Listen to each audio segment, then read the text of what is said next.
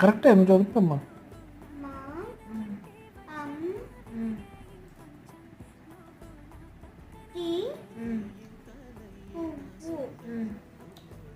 ఇక్కడ మా బాబు తెలుగు చదువుతున్నాడు కదండి, ఇది కూడా వీడియో చేయాలని అనుకుంటారేమో.